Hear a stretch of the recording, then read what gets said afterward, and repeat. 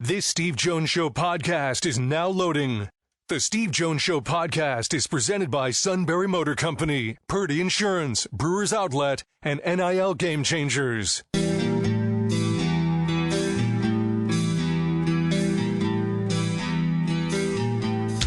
Bringing you an in-depth look at Penn State sports and more. This is the Steve Jones Show on News Radio 1070 WKOK.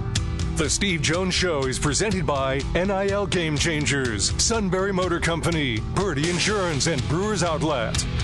Now from the Sunbury Motor Studio, here's Steve Jones. And this half hour of the show being brought to you today by our good friends at Purdy Insurance, Market Street in Sunbury. Go to purdyinsurance.com. Auto, home, life, business, boat, motorcycle, RV. Do a great job making sure you're fully insured every step of the way.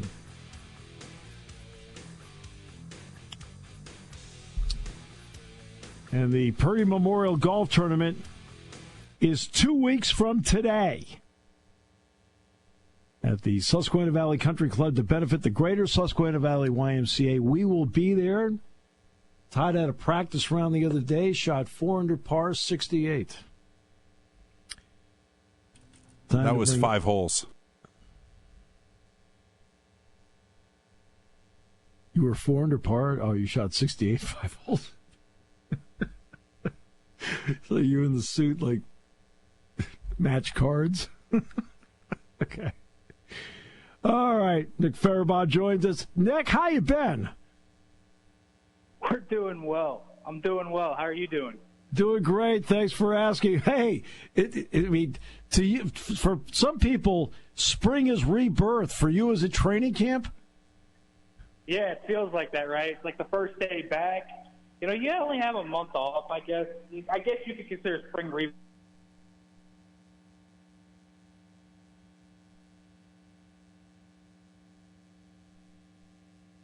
I think we lost Nick there. I think we lost his cell phone there, to be honest with you. And we will take a moment to get Nick back. And Todd may have to there we go. Hello, Nick. Hello. You got me? There we go. Yeah. You only had like a month off, and now you're back doing this. It must feel good to at least get back in the saddle for this. Yeah, it is. It's like, I don't know if it's like a rebirth, but it's like a rejuvenation, right? We get to talk football and do different things again with these guys, you know, and you get them really close up here in Latrobe. It's such a unique setting. I think the Steelers specifically having it out here in Latrobe every single year, you get to know these guys more intimately. It's like everything's back and the Pats come on next week. That's when it really hits, guys. So that's when football is really back for me. That's when I feel it. Yeah, I mean, this is something when it comes to training camp. Every training camp used to be like this. But, for example, like the Patriots, they have theirs at Gillette Stadium now. You know, they aren't the only ones that are taking it to their own stadium. What is it about this setting and about the Steeler organization that really makes it special? You know, I think for one, I think Latrobe is so much more intimate just because of it being a small campus, a small town. You know, it goes outside of Pittsburgh, but not really. Latrobe is still part of Pittsburgh, and you see all the fans come from all over the world, and I mean that the world. I've seen people from Mexico, and I've seen people from Japan. I've seen, you know, people, even though it's in the United States, come from the islands of Hawaii. I mean, it really is crazy how far people come just to come to Latrobe. And you really see them craft an experience for those fans. And, you know, Mike Tomlin also, I think him being the type of person that he is, he crafts an environment. You know, he'll address the fans and welcome them. This organization is as much rooted in tradition as there's any organization in sports. You think about it, they've been here since the 1960s, been around since 1933. It's a long-rooted tradition. And while they could have easily thrown this to the wayside like many other traditions did, when the world stopped in 2020, they didn't. They returned, and that, you know, they craft that. It's a familiarity, and it's such an intimate setting. And I think, you know, the Steelers, as an organization, they really love that. They really love being able to, go fan to player. An organization can touch out to a small town that's part of the Steelers' footprint, and I think that's part of what makes this so special. The Steelers over the years have rarely changed coaches. The Steelers over the years, to be honest with you, except for maybe a period of time here or there, have rarely changed quarterbacks. Now we've been in an era of quarterback change. So Russell Wilson and Justin Fields are both there. We know Wilson's the number one going in. How interested are you, Nick, to see how this offense works with Arthur Smith and Wilson and the, quote, weapons they have? Yeah, I do have some questions about, the fit completely. I think they're going to push the ball down the field. I think that's going to be really smart for them. I think that's what Russell Wilson does very well. I think you look at the past for Arthur Smith's offenses, he's had a good deep attack. When you look at those A.J. Brown, Corey Davis offenses back in Tennessee when he was at his best. So I think there's a marriage there that can work, but how do you operate the middle of the field when you're, someone like Russell Wilson, who has historically not targeted in the middle of the field, whether that's due to height and unwillingness, et cetera. There's causes for that. And so I'm interested to see how they kind of work around the limitations that Russell Wilson naturally brings. I'm also really interested to see what Arthur Smith learned from his tenure in Atlanta. Obviously, it didn't work out well. He had quarterback issues there, too. Certainly no sterling quarterbacks in Marcus Mariota and Desmond Ridder, Taylor Heineke. But how did he learn from that? What's he going to do to change the narrative around his offense? How is he going to adapt to a new era of his offense? And so I think, marrying what Russell Wilson does well, changing what you do as an offense coordinator after you were fired as a head coach, largely in part because your offenses, which you are a guru at or you're supposed to be a guru at, didn't play well. I think that's going to be very, very interesting to see. And that could be a change in run scheme, diversifying the pass scheme. But fitting it to Russell Wilson, I'm expecting, some things like pistol, shotgun, play action out of those rather than more under center. So I think we'll see some evolution to kind of marry the two, the quarterback to the offensive coordinator. I think what happened with Russell Wilson and Justin Fields each, at least for the normal person, would have had to have been a humbling experience. Wilson had nothing but success in Seattle for such a long period of time. Fields had so much success at Ohio State. How interested are you to see how much they learned after being humbled in their previous situations before getting to Pittsburgh? Yeah, I think that's part of it. I think, Russell Wilson's taking it very well. He's kind of looking for that chip on his shoulder, that way to prove that, Denver was a fluke. Was it the situation around him? I think when you are someone like Justin Fields, it's a little different than Russell Wilson. Russell Wilson, as you mentioned, on a Hall of Fame track, certainly was in Seattle, and then all of a sudden, what happened in Denver? And so when you're Justin Fields, for example, and you come in your draft as the first-round pick, you're kind of the franchise's chosen one, and then you kind of fall flatter than you wanted, you're out of there in 3 years, I think it's a little different because Russell Wilson has done it. He's been to the heights. So I think when Russell Wilson's going to probably end up starting to start the year, I think Justin Fields can really take some mentorship from Russell Wilson and what allowed him to get there. Because, Russell Wilson back in the day had everything for him around him. He had a great run game. He had really good receivers. He had, obviously, the Legion of Boom defense. Justin Fields hasn't been in there, but what did Russell Wilson specifically do to reach those heights? And more importantly, how does Justin Fields apply that to himself? Because he has all the physical talent. He looks like an ideal quarterback. He's extremely fast and physical. He doesn't really look like a quarterback when you see him. He's built kind of like a linebacker. And so he has all the physical traits, great arm. All of that is there for him. So I think it's going to be about how he applies himself. For Russell Wilson, it's going to be, what can you do? You're 35 years old now, and what happened in Denver to force that? And I think that's going to be what he's going to have to answer to really get back to where he's going. But I think Justin Fields has an opportunity to really turn it around. We've seen guys like Baker Mayfield and Geno Smith in recent years turn their careers around after unsuccessful starts. I think Justin Fields could be next. They also worked hard, Nick, in the offseason to retool that offensive line, and they used the draft as a primary tool to do that. How interested are you to see how those kids mesh, the kid from Washington and Zach Frazier, and to see where they fit in with this offensive line? I think it's maybe the most important thing that you'll find out at this training camp. Wide receiver is another question. that you can answer about, but Fautanu and Frazier, these two guys are a big part of what they think is going to make the offense work. The run game is going to be heavily featured. You need these guys to both be an upgrade in pass pro, because Dan Moore was horrendous in pass pro last year, and then you need Frazier to give you a baseline level play. You know, rookie offensive linemen, whether that's tackle, guard, or center, generally will struggle. It's a tougher position to transition to right away. You run into guys that are more explosive, that are stronger. You run into absolute freaks across for you each week, because defensive tackle depth and defensive tackle talent is at a higher level than really it's ever been. And offensive line talent hasn't really risen yet. And so I'm really interested to see that, because you have guys that are really going to challenge these guys. You know, Zach Frazier, he can see guys like Keanu Benton and Cam Hayward. You talk about Fautanu. I want to see him against T.J. Watt and Alex Heisman. These guys are going to have opportunities to really sharpen themselves against really good, proven players in a camp setting. And they're so huge to this offense's success. How that is going to kind of evolve is really going to be up to those two guys. But I think, you know, Frazier and Fautanu, I think it should be a realistic expectation. They should start week one against Atlanta. And so I'm really excited to see, you know, from day one of training camp to the end of it, how they grow. I'll ask you, since it's Penn State, I'll ask you a couple of Penn State-related guys in here. One's going to be Pat Freiermuth. What can having a Russell Wilson in this lineup based on past tight end usage mean to a guy like him? It means a lot. You know, tight ends, Steve, can be very, very volatile players. Unless you are, you know, a Travis Kelce, a Mark Andrews. Sometimes you really fluctuate up and down in receiving production. And Pat Freiermuth is a guy that last year only had a little over 300 yards receiving, largely due to the hamstring injury, but he's a better player than what his stats told last year. And so, you know, the Arthur Smith offense kind of goes hand in hand with what Russell Wilson can bring too.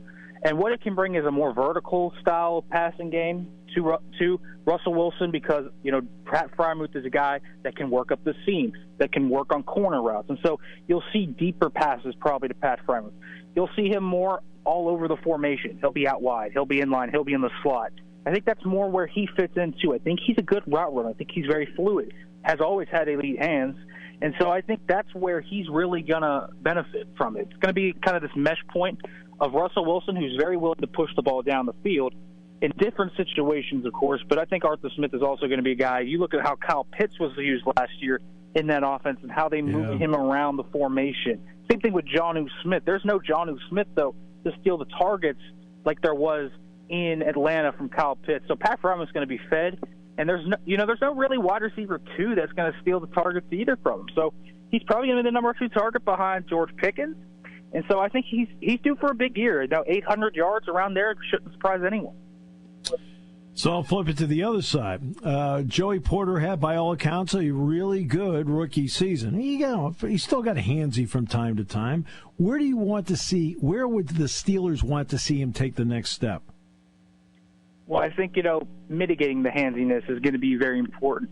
How can he rely more on footwork, technique, and just kind of mirroring guys? I think that's going to be his next step to being an elite cornerback. I think he's a very good cornerback. He was awesome last year against some of the best receivers because he just has unique tools. You talk about his length and his physicality, his willingness to be physical there. He improved on his tackling as the year went on. I thought he got better with his instincts. So that's really, the big part is going to be how can you cut down on penalties. I think the other thing is, how he works against sharper route runners. You looked at where he struggled last year, and it was against guys that were really elite route runners. Amari Cooper gave him some trouble. DK Metcalf, although he's not an elite route runner, those physical big guys like that did push him around a little bit, and DK Metcalf specifically got into his frame a little bit. So is he stronger? Does he not have to rely on his handsiness as much to keep those, kind of shiftier receivers like a Amari Cooper in the division? Can he do that? Can he limit those guys? So I think that's really the next step for him. And so, to become a true, top 10, top 5 corner, I think those are the two big things he's going to have to really improve on. But he laid a great base for himself. He's clearly willing to be physical. And I thought the tackling improvement showcases that other areas in his game, like the handsiness, like going up against those shiftier, crisper route runners, I think he can improve. So I'm interested to see kind of how he really takes the next step, should be a better secondary around him too, so he should have better support. Right, no question. And at Penn State, Nick, of course, watching him every day, whether it was at practice and a game. First couple of years, he was handsy out there, but it felt like when he got to his last season there, he had solved a lot of that. And I think the second year in the league is going to benefit him. That's just a personal opinion. They need to have T.J. Watt out there. They need to, and this is the part they can't control. They can't control him getting hurt. But where has he become a better player when he's been out there? Because you don't just stay the same. Where's he better? Yeah, it's interesting. Like T.J. Watt talked today up at training camp when they reported. I think part of where he's better, and it's not even on the field, it's off the field. I don't think he works himself so hard to where you make yourself more prone to injuries.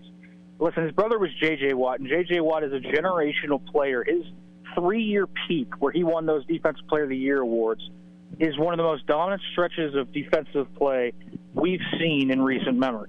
And so we know what happens with J.J. Watt. He gets hurt a ton, and the late years of his career were really marred by that. TJ's taken a lot of lessons from that and how to train and kind of how to keep himself healthy. So that's about as controllable as you can get it to be, but I think that's a big part of improvement. When you look on the field, I always think, his instincts have just become otherworldly. He makes absurd interceptions about 2 or 3 times a year that other edge rushers wouldn't make. I think that's a big part of it. I think the fact that he has such a hot motor, despite winning as much as he does, he's always had the athletic tools, and he's always had the pass rush moves and the bend and all of that. But I think he finishes so often because he has such a hot motor. And he's relentless in his pursuit of getting those sacks. I think that's part of what has really made him go from, just this elite player to one of the top players, and he has maintained that. And so even though he doesn't maybe get the pressures or the win rate that, Myles Garrett would get, for example, what he does do is he finishes at a higher rate than anybody else in the NFL, largely because he has crafted everything from technique standpoint, his pass rush moves, bending around the arc, his motor. I just think he has crafted it perfectly to be able to finish on such a high percentage of his sacks. And so that's really where T.J. Watt has taken the next level. When you talk to him, you kind of see where he has kind of polished his game off, and that's what makes a guy, an all-time great. And so that's really, I think, where he's crafted it. Is there a player on each side of the ball that maybe people aren't talking about that will make this a better team if they just take one step forward? I do think at wide receiver, I think Calvin Austin III is a guy that can make this a better team. He had a great spring. I just want to see consistency in his route running. He has great speed. I think he needs to get out of his head a little bit and use his speed to his advantage. I thought, he did a little too much dancing at times. So if he can do that this year, and he did in the spring, I think that's going to be a big part. And then I think on defense, it's the undrafted free agent out of West Virginia, Beanie Bishop. I really think, Cam Sutton's suspended the first 8 games of the year. They know that now. They will be missing him for the first half of the year. And Bishop had a great spring. And so that's just something, with undrafted free agents, you just want to see them continue to do. You just want to see that continue to build. And he's really plucky in coverage. He's got great ball skills. He's a physical player. He feels like he's always been doubted because of his size. And so he plays with a huge chip on his shoulder. So those are the 2 guys I would keep an eye on. Calvin Austin III at wide receiver, big need, obviously, and then slot corner, who's going to be the starting slot. I think Beanie Bishop has a chance to be that, and I think he can be a really good player for them. Yeah, I liked him some when I saw him in Minnesota. I liked him at West Virginia. I agree with you. He's a guy that's going to make the team, and I think he could be somebody that could help him. I really do. Beanie's got the right makeup, man. He really does. Hey, Nick, what an absolute pleasure as always. Great information. Appreciate it. Fun time of the year, and look forward to talking more. Yeah, thanks, Steve, for having me on. Great time as always. The outstanding Nick Farabaugh joining us on the show, talking about Steeler camp. I know there's some people saying, well, why aren't we talking about Eagles camp? Well, that's why we have Matt Catrello. No, that's not it. That's not the way to go. It's as simple as that nobody from the Eagles side got back to me this week. Or it could be that. Yeah. Other than that. The goal was both.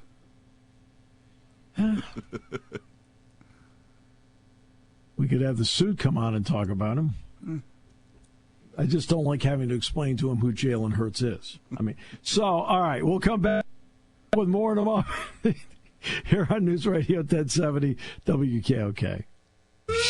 Henry Ford started building trucks in 1917, and Sunbury Motors has been selling them ever since. SMC has over 100 new Ford trucks with savings of up to $12,116 and financing as low as 0% during their annual July truck sale. Choose from 16 of the top-selling 2024 Ford Mavericks. They get up to 42 miles per gallon, and Sunbury Motors has them priced as low as $27,835. SMC has Central PA's largest selection of new Ford F-150s with 48 to pick from, and well-equipped Super Crew XLTs start at just $49,831. Sunbury Motors has a wide selection of Super Duty pickups with 36 to choose from, including regular cabs, super cabs, Super Crews, and utility bodies with gas or diesel engines. SMC is where you want to be in July for the hottest deals on new Ford trucks. Sunbury Motors in the North 4th Street Auto Plaza is a fifth-generation Ford dealer, proudly owned by the Mertz family for over a century. Hi, this is Season. For over 100 years, the Purdy Insurance Agency has been protecting families and businesses of the greater Susquehanna Valley and beyond. With the experience of our trained and knowledgeable staff, you can rest assured that your needs will be evaluated and met by some of the industry's best representatives. No matter what your insurance needs are, call Purdy Insurance today at 570-286-5855. Visit our website at purdyinsurance.com or check us out on Facebook to see what we can do for you.